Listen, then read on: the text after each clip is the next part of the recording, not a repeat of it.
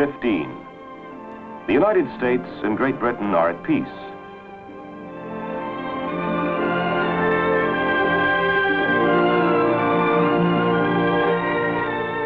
The seas, so recently the scene of frigate duels, blockading and privateering, are now great highways between rich markets. Fed and nourished by an ever-expanding seaborne trade, a new America grows out of the western wilderness. The Navy will play an important role during this golden era, 45 years of expansion following the War of 1812. It will protect Americans away from home and promote peaceful trade abroad. The Navy will contribute to military science, giving the United States newer and more powerful weapons with which to defend the nation at home and abroad. Its operations during the wars in Florida, Mexico, and California will help extend the American frontier along the Gulf and west to the Pacific Ocean. Naval diplomacy will further American interests abroad and open Japan to the world without resort to arms. In peace, as in war, America needed her Navy. Pirates, slave trade, revolution. These were but a few of the problems facing the United States Navy after the War of 1812. To deal with threats to the American flag, the Navy organized 6 naval squadrons. One for the Mediterranean Sea, another to cover the West Indies, a third to patrol the West African coast, a squadron for the South Atlantic, one for the Eastern Pacific, and a squadron to protect American interests in the Far East, or as it was then called, East India. First, a squadron for the Mediterranean. Algiers, strongest of the Barbary powers, had used the War of 1812 as an excuse to pillage American shipping. But on March 2nd, 1815, just a matter of days after the peace treaty with Britain was ratified, Congress declared war against Algiers. On June 17th, an American squadron under Commodore Stephen Decatur engaged the flagship of the Algerian Navy and battered it into submission. Peace negotiations opened 12 days later, ending the war. In the Caribbean, American shipping faced another serious threat: pirates. Between 1815 and 1823, mariners reported nearly 3,000 cases of piracy in the West Indies. To meet this threat, the Navy established the West India Squadron in 1822. The duty was tough and dangerous, but by 1829, the Navy's West India Squadron had made the Caribbean safe for American shipping. Another trouble spot was off the coast of Africa. Here in 1820, the Navy established a patrol to curb slavery. Although condemned, the slave trade was a profitable business. The Navy remained on the alert off the West African coast, taking slavers and freeing their African prisoners. In the decade after the War of 1812, Spain's colonial empire in America crumbled. While the American people watched the struggle of their neighbors to the south with sympathy, some European powers talked of supporting Spain. In his annual message to Congress on December 2nd, 1823, President James Monroe condemned European interference in Latin America. He declared, "The American continents, by the free and independent condition which they have assumed and maintain, are henceforth not to be considered as subjects for future colonization by any European powers." While Europe mulled over the Monroe Doctrine, 2 new American naval squadrons operated in troubled waters around Latin America. The Brazil squadron kept a weather eye peeled for developments that might have affected American trade and policy in the South Atlantic. Off the west coasts of South and North America, the Pacific Squadron protected American interests in the Pacific Ocean. In the Oregon Territory, the fur trade boomed. Another industry, whaling, brought scores of American ships to the Pacific and new responsibilities for the peacetime Navy. Other Americans fanned out over the Pacific, missionaries to Hawaii, Yankee merchants to take advantage of the rich China trade. By 1835, American trade was second only to Great Britain in the Pacific. But here too there was trouble. In Sumatra and China, pirates, turmoil. In 1835, the United States established the East India Squadron to protect and encourage American trade in the Far East. Commodore Lawrence Kearny, flying his flag in the historic frigate Constellation, commanded the East India Squadron, which arrived off China in 1842. Kearny's naval diplomacy enabled the United States to obtain trading rights in China equal to those granted to Great Britain. By the mid-1840s, the Navy had made much of the world safe for American commerce. In the Mediterranean, the West Indies, and off the coasts of Africa and South America, in the Pacific and Far East, the Navy pioneered trade protection and promotion. At home, the nation was assured of its Navy's protection with the establishment of the Home Squadron, a quickly available concentration of naval force on the East Coast. Now, as canals, hard surface roads, and riverboats made it easier for inland production to reach the coast, American merchants reached out confidently for new markets, assured of their Navy's worldwide support. And the growing republic benefited. Washington had seen many new faces since the British had burned the nation's capital in 1814. Men like James Monroe, John Quincy Adams, a naval-minded New Englander, Andrew Jackson, the great general who told the American people, "Your Navy will not only protect your rich and flourishing commerce in distant seas, but it will enable you to reach and annoy the enemy, and will give to defense its greatest efficiency by meeting danger at a distance from home." Jackson's successor was Martin Van Buren. When President Van Buren took office, the Navy stood on the threshold of momentous changes in ship construction and gun design. Except for refinements, ships and naval ordnance had not changed basically for centuries before 1840.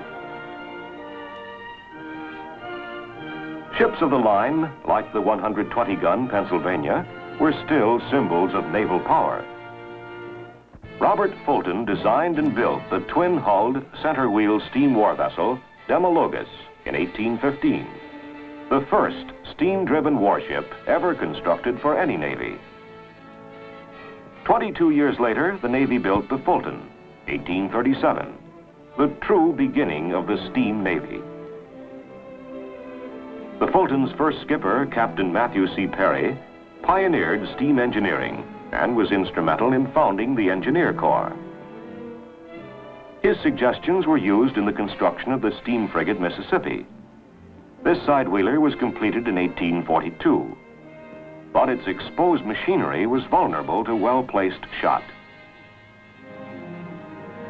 The submerged screw propeller seemed to be the answer to this problem. Now the water itself would protect much of the warship's vital machinery. The first screw-driven warship ever built, the Princeton, put to sea in 1844. Again, the United States had shown the way. By the time the Merrimack-class screw frigates began operation in 1857, steam propulsion was established in the Navy. Revolutionary developments also took place in naval ordnance after 1840.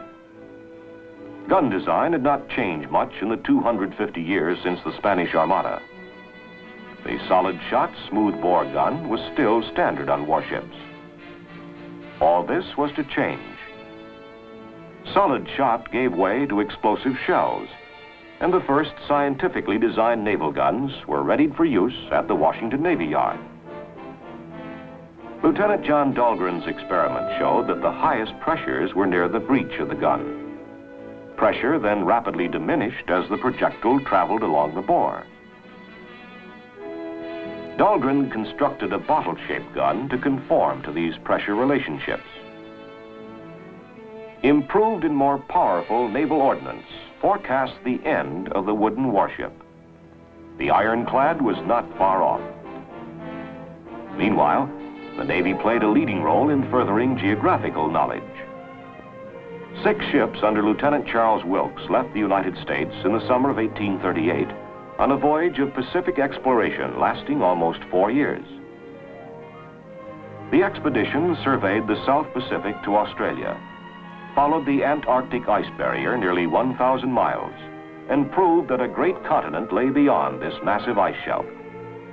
Increased knowledge of the sea brought on by such expeditions led to the establishment of the Nautical Almanac and hydrographic offices. Another result was the establishment in 1842 of the Naval Observatory under Lieutenant Matthew Fontaine Maury. His studies of the world's oceans and wind currents helped make navigation faster and safer.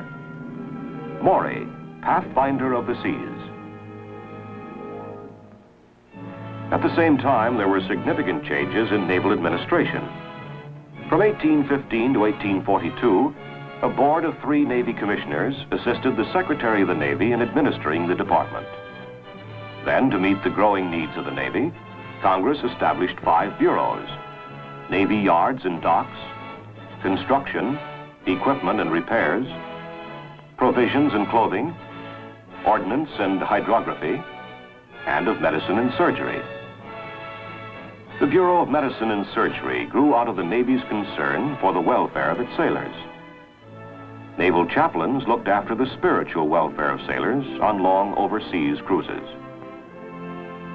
Chaplains also acted as schoolmasters on board ship, but naval training was still pretty haphazard.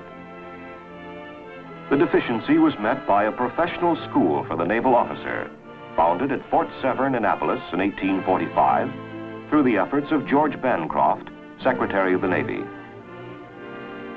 Commander Franklin Buchanan was the first superintendent of the Naval Academy. In the decade beginning 1835, the Navy faced troubles at home. First in the Florida Territory. Near Tampa, Seminole Indians massacred an Army detachment, touching off the Seminole War. The war spread into southern Alabama and Georgia in 1836 with the revolt of the Creek Indians. To operate with the Army, almost the entire Marine Corps, under Colonel Commandant Henderson, proceeded to military outposts in Georgia and Alabama. The Marines fought successful campaigns against both Creek and Seminoles. A small fleet under Lieutenant Commander McLaughlin operated against the Seminoles in the Everglades until the war ended in 1842. The Navy's fleet of small sailing vessels, barges, and canoes penetrated hundreds of miles into the swamps on the track of elusive Indians. No sooner were the Seminoles pacified in Florida than trouble flared in Texas. In 1836, this important part of Mexico revolted and established a republic. The United States annexed Texas in 1845. This caused Mexico to break off diplomatic relations with the United States. President Polk sent land and naval forces to protect American citizens and interests in Texas and Mexico. War broke out in May 1846. General Taylor's army met the Mexicans in battle near the Rio Grande. While the Navy blockaded the Mexican coast and guarded the line of communication, Taylor's men marched toward Monterey. It was a tough campaign for these American infantrymen who had to fight dust and disease, as well as the enemy. In 1847, plans changed. An advance on Mexico City from Veracruz instead of by way of Monterey. This called for a large-scale amphibious assault. Supported by naval gunboats and steamers under Commodore Connor, more than 10,000 troops were landed below the Mexican stronghold in March 1847. Veracruz was shelled, first by Captain Josiah Tatnall's gunboats. Ashore, the Army needed more firepower. The Navy sent up 6 heavy naval guns to pound the city. Naval gunners stood up against withering enemy fire. Veracruz fell on March 25th, and the Army and Marines moved on Mexico City. Naval forces, now under Commodore Perry, neutralized strong points along the coast while the Army pushed inland. The war was also fought in California, where the Navy played a decisive role. In July 1846, Commodore Sloat put 250 sailors and Marines ashore to occupy Monterey, Mexican capital of California. 2 days later, a naval force occupied San Francisco. Commodore Stockton, who relieved Sloat in command of the Pacific Squadron, then moved to take all of California with a spearhead of Marines, sailors from the fleet, and a battalion of California volunteers. On July 29th, his sailors and Marines captured San Diego. On August 4th, Santa Barbara. 2 days later, San Pedro fell to the Navy. On August 13th, Marines took Los Angeles, but were driven back by the Mexicans after a siege of a week. This and another setback at San Pasqual on December 6th did not deter Stockton, who reorganized his forces to advance on Los Angeles from San Pedro. In January 1847, Stockton's force defeated the enemy at San Gabriel and La Mesa and reoccupied Los Angeles. Here, the Americans and Mexicans signed the Treaty of Cahuenga. The war was over in California. On the Gulf and Pacific coast of Mexico, the war continued until early 1848. In the Pacific, naval forces captured Guaymas, Mazatlan, and San Blas, and tightened the naval blockade of Mexico.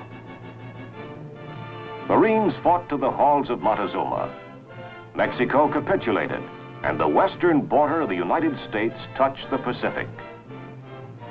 In Northern California, gold was discovered, and the race was on, most of the 49ers making the trip by sea. Across the waters that washed California shores was the Orient, Japan, a hermit Japan. The Navy helped open Japan to the world. First, Commodore Biddle in 1846. He got as far as Tokyo Bay. Commodore James Glynn in the sloop of war Preble arrived at Nagasaki 3 years later and obtained the release of a group of American castaways held there. In July 1853, Japanese fishermen on the shores of Tokyo Bay sighted Commodore Matthew C. Perry's black ships. Perry came prepared. He had force to use if necessary, the steam warships Mississippi and Susquehanna, supported by other ships. But Perry also came armed with knowledge. His experts had studied Japan and Japanese customs. Intelligent diplomacy was Perry's main weapon. He made it clear from the beginning he would deal only with the highest appointed Japanese officials.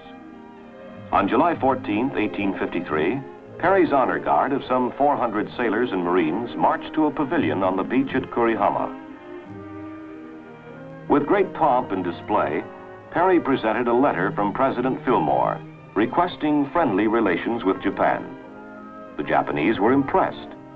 Perry then left, promising to return for an answer the following year. By the time Perry's squadron returned in February 1854, the Japanese had decided to negotiate with the American commander. While American and Japanese officials framed a treaty, Perry's men entertained the curious Japanese officials with a naval sideshow. Marines showed off their marksmanship. Sailors demonstrated the telegraph. And engineers set up a model railroad to give kimono-clad dignitaries their first train ride. America and Japan concluded a treaty. It opened 2 ports to American trade. It guaranteed protection to shipwrecked American seamen. Naval diplomacy had once again paid off. Japan was open to the world. At the midpoint of the 19th century, the Navy fanned out over the globe on many exploring and surveying expeditions. To the River Jordan and the Dead Sea in the Holy Land, where camels pulled small boats across the desert plains. To the Arctic, and into the jungles of Panama and West Africa. Naval ships surveyed the Atlantic for the first transoceanic cable, and on extensive voyages again explored the Pacific, this time from Australia to the Arctic Ocean. As the clouds of civil war gathered in 1860, Americans could look back with pride on what their Navy had accomplished during this golden era. First of all, the Navy protected American citizens and promoted trade throughout the world. New markets were opened for American commerce, and assurance given that the American flag would be respected wherever it was flown. Naval protection and promotion of trade helped boost the American merchant marine to a total of 2.5 million tons by the year 1860. Secondly, the Navy made important contributions in exploration, oceanography, steam engineering, and ordnance. A third accomplishment was the Navy's support of American military operations in Florida, Mexico, and California. These operations, particularly the Mexican War, added vast areas to the United States. In 1860, the nation reached from the Atlantic to the Pacific. Finally, naval officers, in their role as diplomats and representatives of the American people abroad, achieved results that strengthened the United States' position among the nations. The Navy had demonstrated the vital role it must always play in peace as well as in war.